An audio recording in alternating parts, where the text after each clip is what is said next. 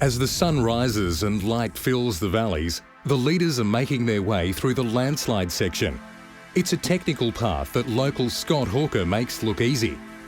At this point, we're only 8 kilometres into the journey, but already the field has strung out.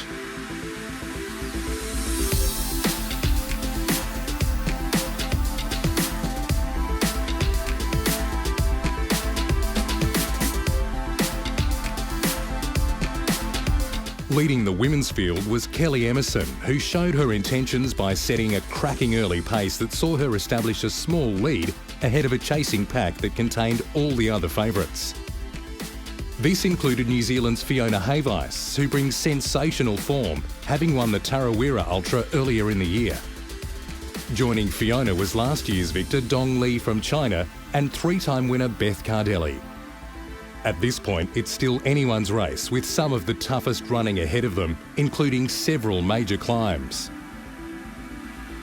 At the front of the field, Mario Mendoza from the US was now leading, ahead of Australia's Jono O'Loughlin How you going? and Pau Capel from Spain. A couple of places behind was local Scott Hawker, always smiling despite the pain. Kelly Emerson maintained her lead up the Golden Stairs, with Beth slowly closing in.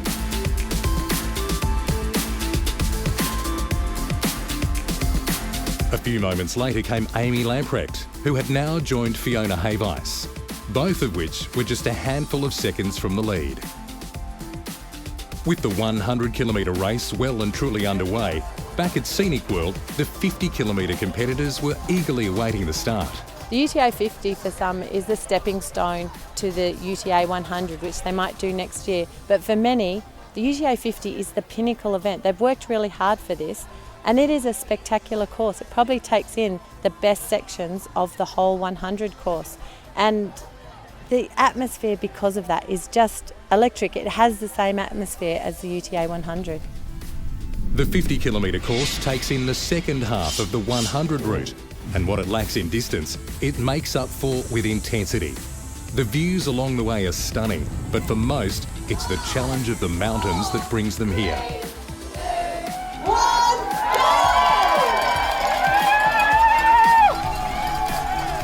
The course profile looks fairly tame early, but finishes with an 8-kilometre descent and epic climb to end the day. It's one of the hardest race finishes you'll come across anywhere in the world. Out at Narrowneck, some 16 kilometres into the 100, Mario Mendoza had built a serious lead. It's not often an athlete skips away so early on. In pursuit was Jono, a guy famed for his fighting spirit and ability to suffer. How good's this, man? Look at it. Beautiful. The chasing pack contained two of the favourites, Pau Capel and Scott Hawker, both of which have a level-headed approach to racing that generally sees them roll through the field later in the day.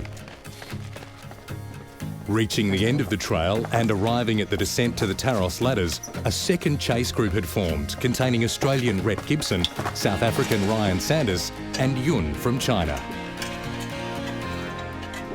Now leading the women's field was Jill Fowler and fellow La Sportiva teammate Beth Cardelli.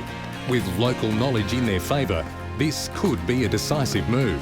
Moving well in pursuit down the technical descent were Fiona Hayvice and Kelly Emerson. Both have plenty of experience in this type of terrain and make it look easy. Next through was Amy Lamprecht, creating a rockfall in her wake. Oh, look out!